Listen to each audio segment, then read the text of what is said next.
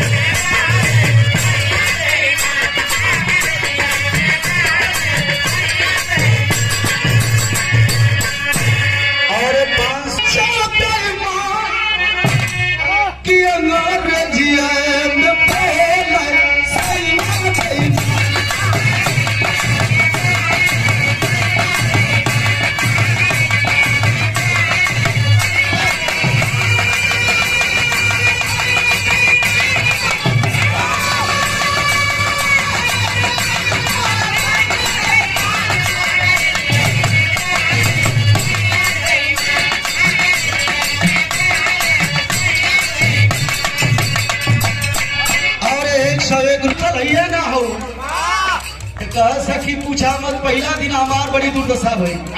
कौन दुर्दशा भई लह? अरे एक दिन पर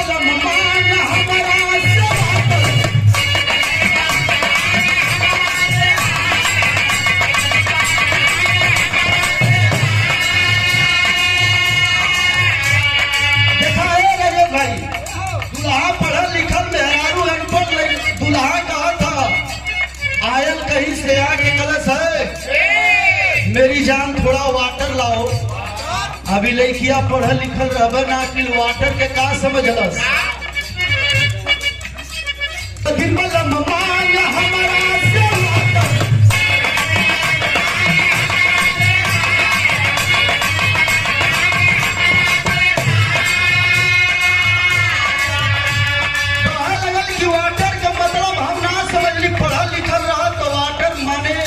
होला पानी ले जाके दे दे तो वाटर का मतलब हम ना समझली सकी तो हम का कही।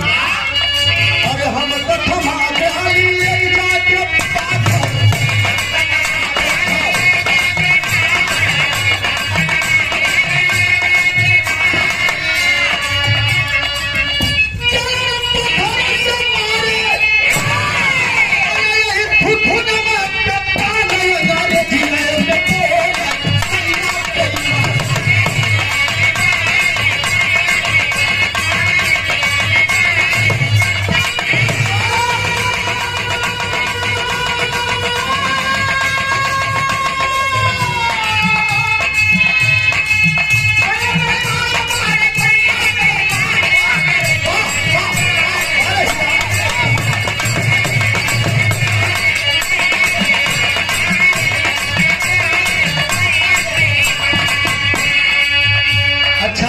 मंगला वाटर तो हम ले जाके पाथर थमा दिली।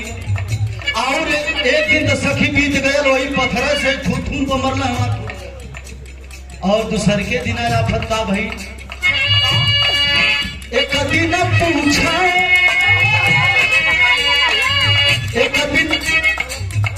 एक दिन बलम पूछा, एक दिन पूछा कवन बात देत हो।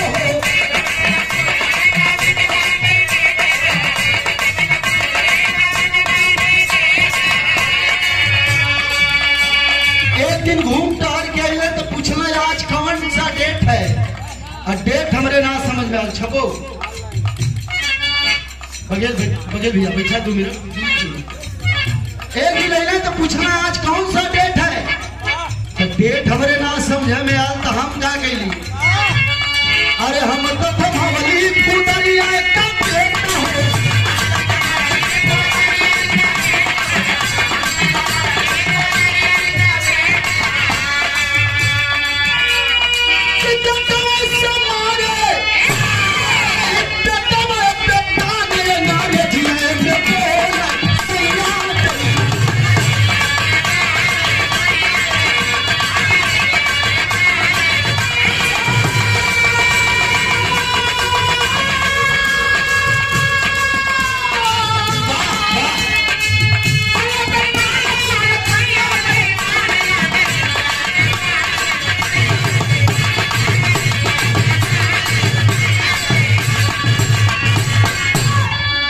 दो दिन तेरे बीतल, तीसर के दिना का कैल। एक दिना बड़ा शौक से हम बैठल रही तो कल हो जा थोड़ा लाओ लाओ क्या लाओ सर, बता रहे हैं सर, घबराइए मत, समझ तुम्हारा हो गया रोजा खोलने का समय। एक दिन सवेरे सवेरे बैठल न तो इशारा कैल, थोड़ा 2 कप टी लाओ, 2 कप टी लाओ। एक दिना काला 2 कप टी का मतलब ना समझ ले, दूसर के दिना काला, तीसर के दिना घबरा गई का कप टी कौन हो। अब तो बेचारा 2 कप टी मांगे मतलब 2 कप चाय लिया। हाँ अब ओकरे समझ में आवे कि हम क्या कप टी कहत हूँ, तो क्या कहलस आई में कहे कि 2 कप टी, अरे 2 कप टी कहेला।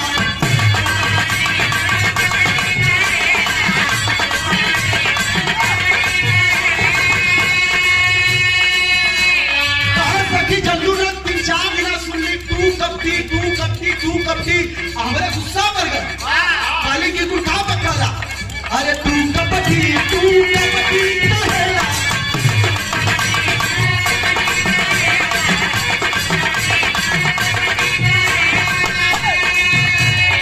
अरे 2 कप टी मेरी समझ में पड़ेगा।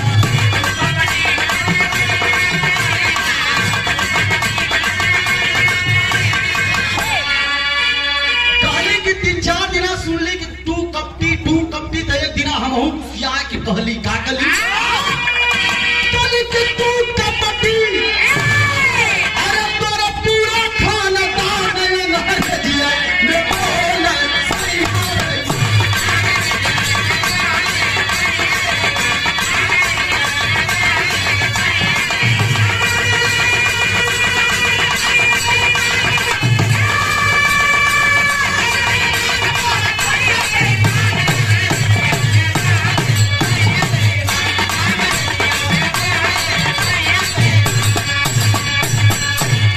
अरे कहलिया नीता बबरना जवार हो,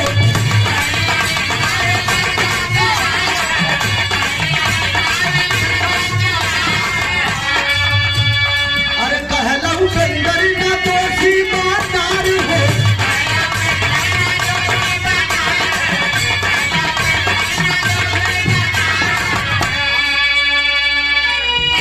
वाला उपेंद्र, अरे जकर रमना पक्का नया जिया में बोले सैया।